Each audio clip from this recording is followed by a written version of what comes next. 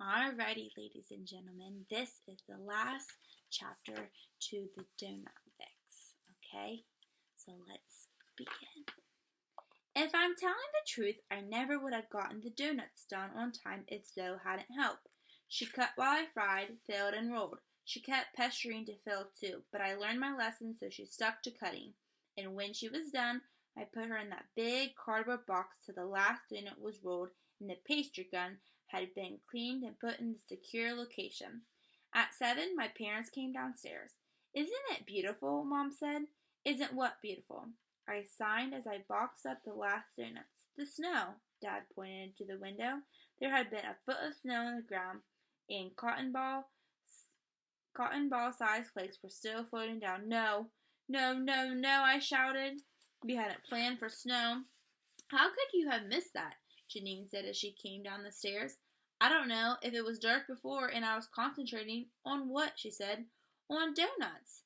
They are donuts, not brain surgery," she said, opening the box. "Don't even think about it," I warned. "Janine, leave your brother and his donuts alone," Dad said. "I have to go to this donut stand opening and I can't even get a donut." Janine was on a mission to make my parents regret forcing her to come to the donut stop's grand opening instead of letting her stay home to study for the solve-a-thon. Of course, the person who was really going to regret my parents' decision was me. I told them I didn't care if Janine came, and I really didn't. She and I were okay, but my parents said there was no way she could miss it. They said we all had to support each other. I tried to get them to see that even though they could force Janine to come, they couldn't actually force her to support me. But if you hadn't noticed, parents like to pretend they can control things they can't. Trist make believe he saw a raccoon, Zoe said to my father. "Oh, that's right. I completely forgot you came in last night," he said. "What was that about, honey?" Mom said. "What was what about?" "It was about a raccoon in the house. Not a make-believe one, a real one, a very large, very real one." "How would a raccoon even get inside?" Janine said. "Good point," Dad said. "They're not like mice. They can't fit under doors." "Okay.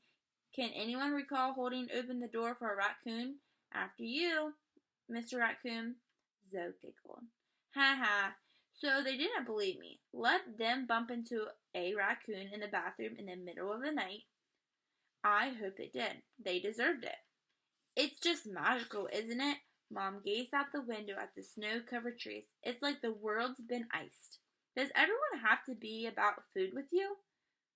Janine said. "This cannot be happening." I looked from the window to the donuts and back again. "What do you think?" Janine said. "You are opening an outdoor stand in the middle of winter." "I know. What can I say? I was nutty." "Go ahead. Have one." I shoved the box at her. "Nobody's going to show up now anyway. What's the point?" "Oh, no." Mom snatched the box. "You are going, even if you're only got one customer. How will people even get there in this? I'm sure there are plows out there right now," Dad said, "and everyone around here has four-wheel drive and snow tires." "I'm calling Josh," I said. I went to the kitchen phone and dialed. There was no answer.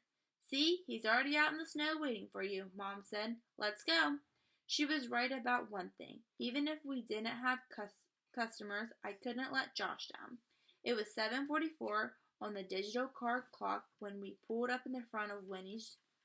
Josh was supposed to have the card table set up there by then, but the table wasn't out and neither was he. Nobody was, and there wasn't a car in sight.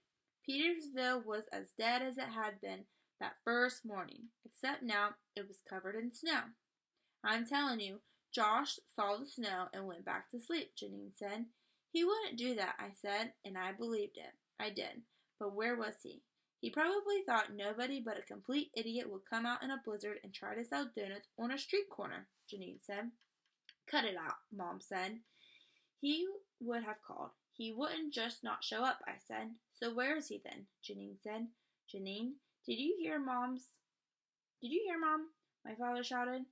That did it, and for a while the only sound in the car was the click-click of the blinkers as we sat there slowly disappearing under the snow.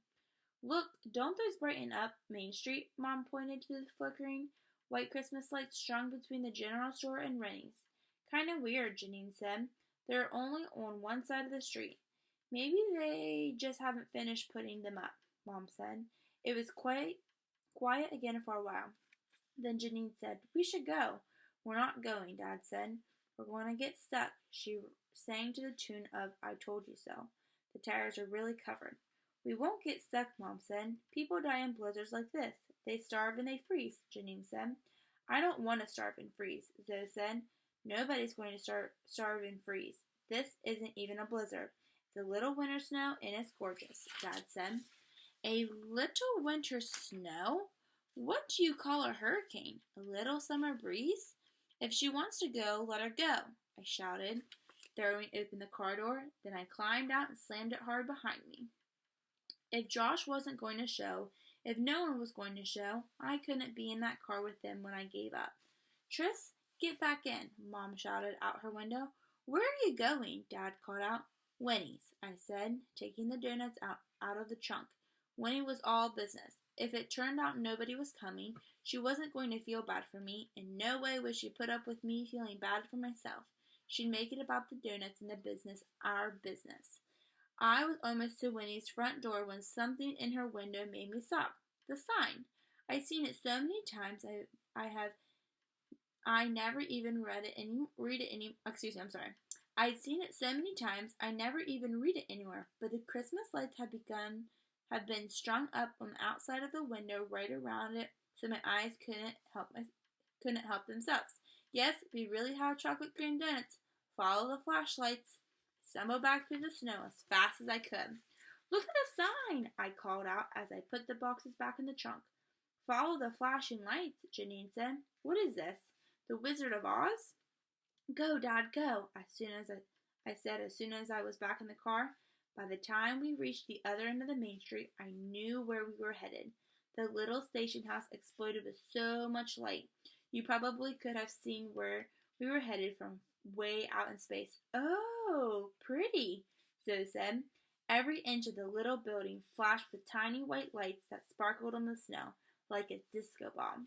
"It's a crime against the environment, is what it is," Janine said. "I don't believe it," Mom said. "Do you see all those cars?" "Where?" I said. She put down her window and stuck her arm out. "Look!" There in the lot on the far side of the station house sat mound after car and truck-shaped mound of snow. "They must have been here for hours," Dad said as he pulled up in the front of the station house. A hooded figure in an army green parka climbed down the porch steps, waded through the snow to our car, and knocked on my window. I put the window down, but before I had a chance to open my mouth, Janine pushed forward and stuck her head out. "Do you have any idea how much electricity you're wasting?" Winnie rolled her eyes. "This the sister?" "Yeah, one of them," I said. "Do you even know we are in an energy crisis?" Janine said. "Yep," Winnie said. "Janine," my father warned.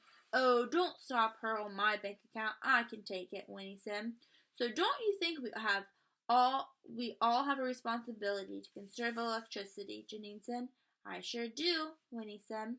"You do?" she said sadly. I could tell she'd been gearing up for a good fight. "Yep, that's why I have all these lights and solar-powered batteries." Quite a project, but me and Dr. C got it done. "Now, if you don't mind, Slick's got to get in there and make me some money," she said, opening the car door. "Get going, Slick." "I just had to get the donuts out of the back," I said as I got out. "My condolences," Winnie said as we climbed the porch steps. "My brother Clive's peach compared to that one." Camping blankets, wool socks, folding chairs, beef jerky. Somebody called from inside the station house. "What's that?"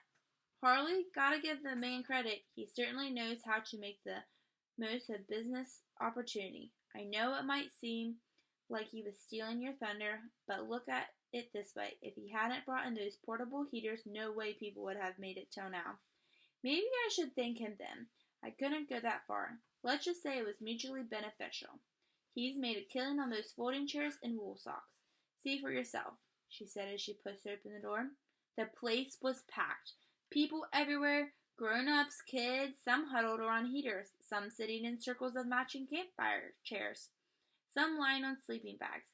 Most I've never seen before, but as I looked around, I spotted every person I met since coming to Petersville. Mr. Jennings from the turkey farm, Riley, Jim, Dr. Tarney, Josh's mom, some families from the library, the kid from the gas mart, and standing in the ticket window, opening the bag of napkins he brought from the home just like he promised. Do you guys know who it is? It's Josh. He smiled and waved. That kid's been up all night getting this place ready. Him and his mom and me and Jim and Dr. Tarney, all of us, Winnie said. We knew you'd be busy with the donuts. Place cleaned up pretty good, no? Way better than pretty good, I said. The garbage that had covered the floor had been replaced by overlapping rugs of all colors, shapes, and sizes. Red paper lanterns hung from the rafters, and colored lights wound around the little tree growing out of the middle of the floor. But the biggest change since I'd peeked through the window my first day in Petersville, a floor-to-ceiling steam engine painted in whites and grays like it was made of clouds stretched across the entire back wall. Did Mr. Tarney do that? When he wasn't helping with the lights, paint isn't even dry, Winnie said. Where did all these people come from? I said, looking around the room. Where do you think? From here. I guess it made sense that I didn't recognize most of them.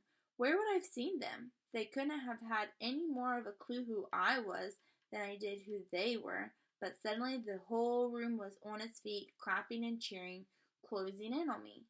Is that for Tris? Zoe said, coming in behind me. Don't be silly, honey. It's for the donuts, Willie said. Just then, a man elbowed his way to the front of the crowd. From his yellow-white hair and matching teeth, I knew right away who he was. You, back up, Winnie said, giving Clive a shove. You get yours last. How come? Clive said, frowning. Because that's why, Winnie said, poking him in the gut. That's the thanks I get for printing you those nice stickers. Free of charge? Winnie snorted. Huh? Like that makes up for all the nonsense you put me through. Keep talking and you don't get any. All right, I'm going, Clive said and slunk back into the crowd. Hey there, Mr. Doughnut Stop, someone called. A quiet turnout, huh? Who was that? I said to the crowd. Winnie pointed to a corner of the room where Harley stood in front of the table piled high with surprisingly useful merchandise. Earmuffs? He held up a pair with long, droopy dog ears. Nah, I'm good, thanks. Come on, people, relax. Winnie shooed everyone back. Still got to set up, so give us a little room. It took some work and threats to revoke donut privileges, but eventually Winnie cleared a path for us from the front door to the ticket to the ticket window. So what do you think? Josh said, popping up over the ticket counter. I figured we could sell from the inside of the booth and then pass the donuts out through the window. Good idea? Great idea, I said. Did you see the sign? Yeah, that's how I knew where to come. No, the other sign, he pointed up. I put the donut boxes on the ticket counter and took a step back. Someone had hung Winnie's. Yes, we do have chocolate cream donuts sign on the wall above the window. Winnie gave herself a pat. My idea. Also, your idea to set up here in the station house, I said. She laughed. What? Jim told us it was yours, Josh said. Really? Was this some other wink-wink with Jim, the mayor, carpenter, kidnapper, that I wasn't in on? So remember, Jim, like I said, is the mayor, the carpenter, because he came and remember he fixed his house, and he also gave Tristan a ride more so in the beginning of the story from Petersville. I scanned the room and spotted him standing by the back door, shovel in hand, talking to my mother. Back in a sec. Still not checking those weather reports, huh, Jax? Jim said when he saw me coming. Tell me, what do you think of all this? It's so cool, but why are you telling people it was my idea? Because it was. Don't you remember what you told me that day? Town needs somewhere everybody can get together. You said this place was it. I did remember. I just couldn't believe that he did, and that he thought it was such a good idea that he'd just gone and done it. Look around, you were right. He turned me to face the room. Zoe had joined a group of kids sitting on the floor, listening to Riley play the guitar, and was throwing in her own strum of strings when she could sneak it in. Gonzo and Ziggy were there too, spread across the floor, being used as pillows. Dad was over by Harlow's table talking with some people, and even from all the way across the room, I knew which corny joke he was telling. At first, I didn't see Janine and wondered if maybe she was freezing in the car in protest, but then I spotted her in a corner, crouched over a chessboard, opposite a man with a long gray ponytail. Even though the man had racked up twice as many pieces as she had, for the first time in a very long time, she didn't look like she were wishing she were somewhere else. Jim also told me you thought the station house would make a great restaurant, and you're so right, Mom said, smiling her biggest smile. It's perfect, even the name, the station house. I love it. That's what we're just talking about. Putting my restaurant here. Since I wouldn't be serving breakfast, I'd be closed when the donut stop was open. You willing to share? You did see it first. I think we can work something out, I said. Very genius of you, Jim said, winking at me. From across the room, Winnie waved me over. Let's sell some donuts, she called. Janine jumped out of her chair and raced across the room to the ticket window. Wait, stop! I just had an idea. You guys should auction off the donuts. You mean sell them to the people who can pay the most? Josh asked. Yeah, think how much money you'll make. Look at these people. They are totally desperate. This girl reminds more of Clive every second, Winnie said. But then some people might not get any, Josh said. Yeah, but it's not as if you won't be selling them every week. They can get them some next time. Come on, it's such a good idea. I looked at Josh. He gave a little shrug like he wasn't sure, but I knew he was. He hated the idea, and so did I. How could we not give everyone a donut after they'd come out in the snow and waited all that time? They were loyal customers, and they deserved to be rewarded. That's when I got my own idea. No auction, but we're not going to just sell either. We're not, Josh said. What's the best way to create customer loyalty when you're starting a business? Josh grinned. Free samples? You're going to give them away, Janine said. She looked disgusted. My donuts? Said Winnie, who looked just as disgusted. For free? We'll make money, just not today, I said. It'll be a good business long term. I promise. I don't know, Winnie said. I know what I'm talking about, and I'm telling you. This is a smart business move. I'm thinking big picture. Trust me, I said. Oh, fine. Give them away, but I can't watch, Winnie said. Then she grabbed a donut, took a bite, and squeezed her eyes shut. So how should we do this? Josh said. Like this, I said, and climbed up on the counter. Come and get 'em. After everyone got a donut, we still had one left. I tried to give it to Jim, but he wouldn't take it. He said it would look bad for the mayor to get 2 donuts when everyone else had gotten only 1. Janine agreed and told me that just by offering Jim the extra donut, I could be guilty of bribing a public official. Who knew? In the end, I gave the extra donut to Shane, the guy who'd beaten Janine at chess. The party at the station house lasted way longer than the donuts did. So at lunchtime, Rennie went down to the gas mart to pick up sandwiches fixing. Unlike us, though, we charged people for what they ate. For what they ate. Rennie doesn't really think big picture, and I don't think he knows the first thing about creating business customer loyalty. We never regretted giving the donuts away that first day. It created so much buzz that the following week, we had twice as many people waiting for us when we showed up with the donuts, even though they knew they'd have to pay this time. That was 3 months ago, and business gets better every week. There's so much to do. I have even given Zoe and Janine jobs. Winnie thought it was a huge mistake, but most of the time, Janine remembers she's not the boss. And when she forgets, I sick Winnie on her. Zoe doesn't make trouble because she knows if she does, she won't get paid. And she's saving up for a pastry gun of her own. Since starting your own business for dummies says your customers get bored if you don't offer different product lines. I've been experiencing with new cream flavors. None of the new flavors are life-changing yet, but butterscotch and caramel are close. Those sound really, really good. You should come by sometime. I promise the donut stop's worth the trip.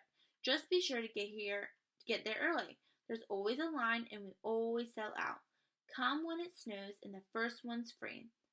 Beat Janine at chess and the second one's on the house too. And remember, ask for Jax so I know who you are. And that's the end of the book. That was a really good book. So I want you guys to comment in the comments where your favorite donut shop is. Miss Plumley has two donut shops that are local, but I will end up putting those in the comments when you guys are done because I want to see if you guys have been where I've been. And I will have a surprise for you early next week, and I will post it on Google Classroom for you guys to see. And if you want to follow along, you can. But I'm just throwing that out there that I will have a surprise for you guys. I hope you guys have a really, really good weekend. It's supposed to be a little bit nicer. And I just wanted to say I miss you guys all, and I hope you are all staying safe and you're all healthy. And I will see you guys later.